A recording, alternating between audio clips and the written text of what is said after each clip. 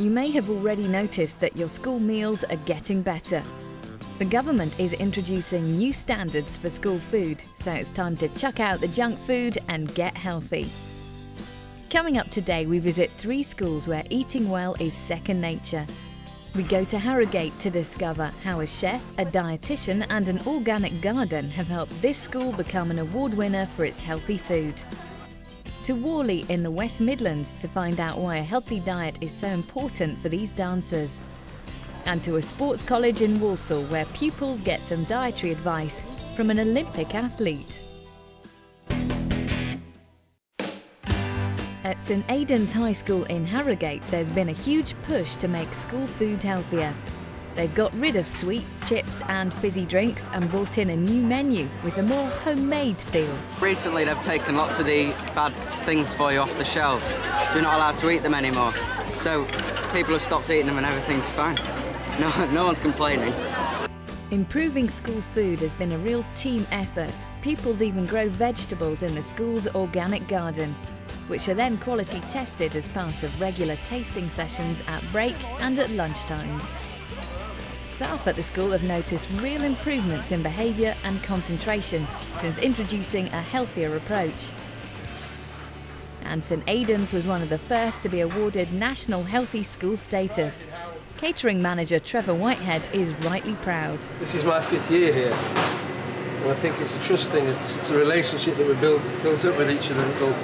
They know me and they'll try different things because they trust me. So, as far as I'm concerned, they eat real food in a real environment with proper facilities, and they respect it for that. I think school food is much nicer than the food we get at home, actually, because it's more like restaurant food here. The school even has its own dietitian. So these girls, I'm going to give foods to, and then you're going to put them in the correct food group, okay? My relationship with the teenagers is very relaxed, very informal, and I sit down over meal times with the children and chat to them. Pupils of all ages are able to call on Sarah throughout the school term for advice on diet and nutrition. But let's talk about your diet. What do you eat on a day-to-day basis, Rachel? Starting off with breakfast. For breakfast, I'll usually have like a banana and cereal or toast or whatever. Then lunch, just a sandwich or a salad, maybe a jagged potato. What about oily fish? Do you have oily fish in your diets? I mean, I do like fish. I eat fish when it's available. But Oily fish is also very good for prevention of heart disease in the future. Oh, right, okay. Mackerel, sardines, pilchards, and we're looking at about a portion a week. But you look healthy, you look well, so continue to eat regularly. There's no bad food, so if you do have chocolate from time to time, that's absolutely fine. Okay. But try and get a bit more activity and I think you'll be fine. Okay. With expert advice on hand, the pupils now have a better understanding of what to choose at lunchtime. Today I'm having beef, tomato and mozzarella salad. It's really good. And it helps pupils select healthier options away from school too. It helps you choose what you would buy if you're like in town or something. Because you think about what you'd be eating at school and like kind of base your decision on that. The school has adopted a high-tech card system to pay for lunches, which, as well as cutting out all that loose change, also logs pupils' eating habits. If the parents are concerned about what their children are eating, or even if the children themselves are concerned about their dietary habits, it helps them and helps me to be able to understand when I do see them about what they're eating on a day-to-day basis. As a result of its healthy approach, St Aidan's has been inundated with visitors wanting to learn from their example. So staff have come up with cateringforschools.com, a brand new website for teachers, cooks and pupils to look up the recipes used at St Aidan's and to get advice on how to apply them in their school. With its innovative approach to food, St Aidan's has become a happier, healthier school.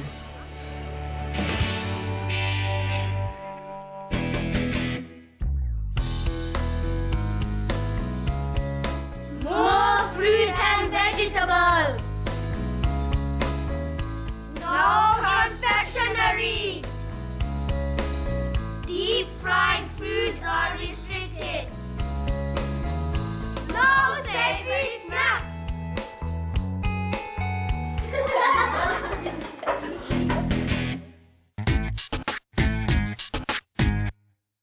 At Whalley High College of Sport in the West Midlands, these Year 11 students are preparing for their GCSE dance. And with routines like these, it's vital that they're in tip-top condition. All the girls in the class are passionate about dance. I like dancing because it gives you a bit of freedom and it's like a sense away from reality. They already know that healthy eating for fitness is vital, but today they're going to get the lowdown on just how important eating right can be. Nutritionist Kieran Riley works with professional athletes and dancers. We tend to see exercise and nutrition as two separate things, but really what I'd like really to do is bring them under one roof. It's all about energy, it's all about optimum health, and therefore we can learn about one through the other. He's come in today to give some advice to the girls. If you have too much fat or too much protein, before a performance, it takes a lot longer to digest. You need to leave a certain period of time, approximately an hour to 2 hours before you perform. Sugar gives you the energy, boom, straight away, but it doesn't last long, does it? So you topple over the edge, don't you? You don't want that to happen halfway through a performance, do you? And maintaining your energy as a dancer is not just about eating well for a particular performance. It's about a balanced diet every day. In your teenage years, your bone structure actually, in 2 years, can double in size. You have this window of opportunity, and say something like approximately a pint of milk will give you enough calcium for the day. Iron's a massive one. Yeah, you've got to get that oxygen around the body, you've got to get it round so it can burn and use the food that you're eating to create the energy that you need. So, anyone tell me a good source of iron? Red meat. That's right. So with all that good advice on board, it's time to show off some moves. It was interesting to find out what kind of foods determine how much energy you have and the quantity that you need to eat as well. I think the more healthy you eat, the more flexible you're going to be and how long you can carry on dancing for. School meals are very important. They're actually set up to provide at least 1/3 of energy per day and 1/4 of most vitamins and minerals. And we should be teaching our children how to be healthy. So a good school meal will definitely help keep your feet moving.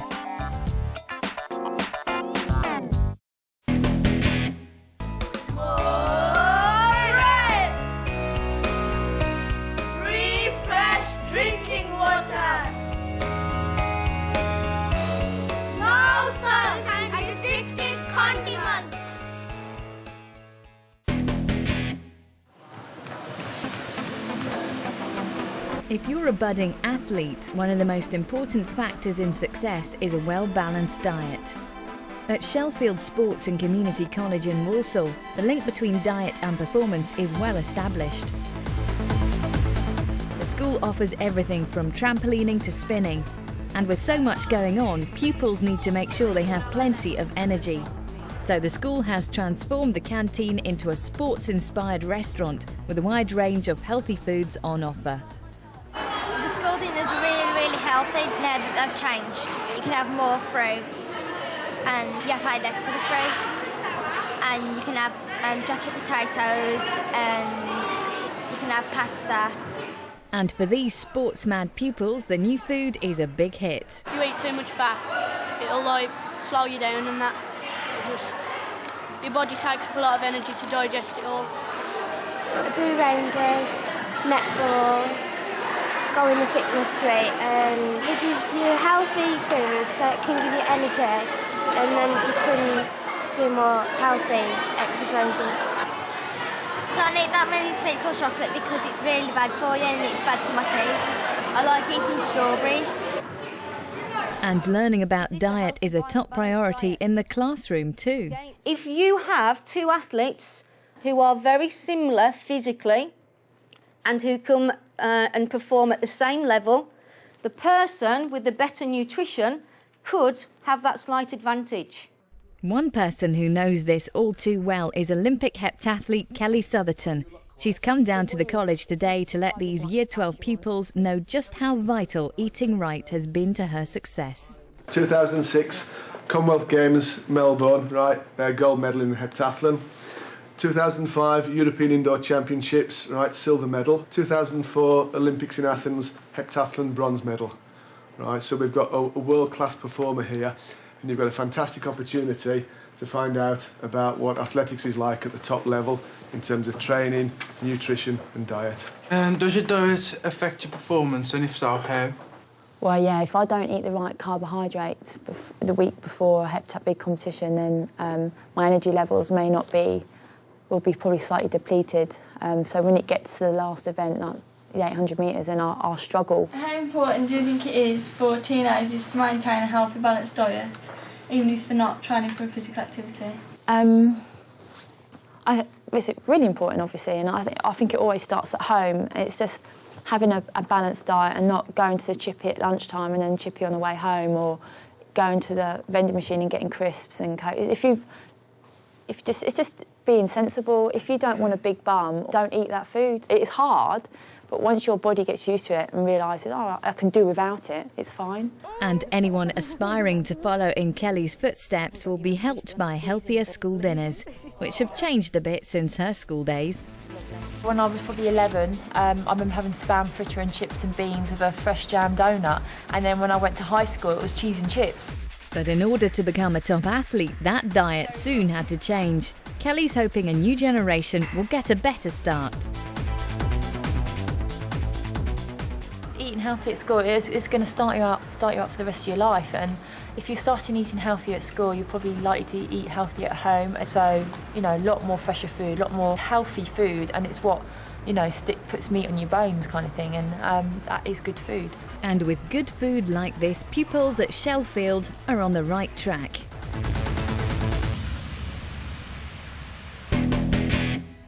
More oily fish. Healthier drink. Manufactured meat products are restricted.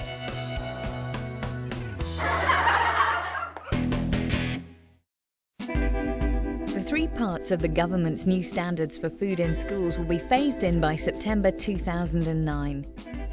Interim food-based standards for school lunches in all schools from September 2006.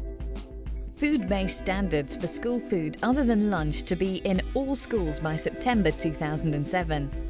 Nutrient-based standards and new food-based standards for school lunches will be adopted by primary schools by September 2008 and by secondary schools by September 2009.